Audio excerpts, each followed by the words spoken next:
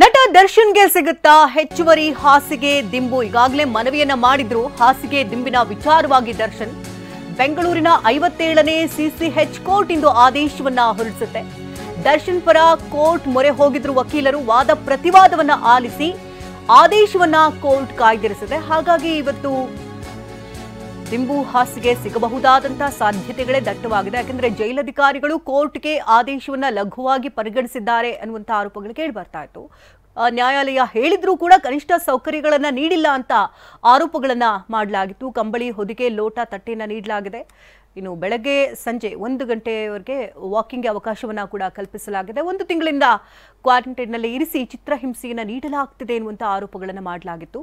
ನ್ಯಾಯಾಲಯದ ವಾದವನ್ನ ಆಲಿಸಿರುವಂತಹ ಈಗಾಗಲೇ ಜಡ್ಜ್ ಕಾಯ್ದಿರಿಸಿದ್ದಾರೆ ತೀರ್ಪನ್ನ. ಪಕ್ಕದ ಸೆಲ್ನಲ್ಲಿರುವಂಥವ್ರಿಗೆ, ಪಾಕಿಸ್ತಾನದವರಿಗೆ ಎಲ್ಲ ರೀತಿಯ ಸೌಲಭ್ಯಗಳನ್ನು ಕೊಡ್ತಿದ್ದಾರೆ. ನಮ್ಮ ಆರೋಪಿಗೆ ಯಾಕೆ ಈ ರೀತಿ ಮಾಡ್ತಿದ್ದಾರೆ ಅಂತ ವಕೀಲರು ಪ್ರಶ್ನೆಯನ್ನ ಮಾಡಿದ್ರು. ಹಾಗಾಗಿ ಇವತ್ತು ಏನೆಲ್ಲ ಬೇಡಿಕೆಗಳನ್ನು ಇಟ್ಟಿದ್ರೋ ಅದು ಕೊಡಬಹುದಾದಂಥ ಸಾಧ್ಯತೆಗಳಿದೆ.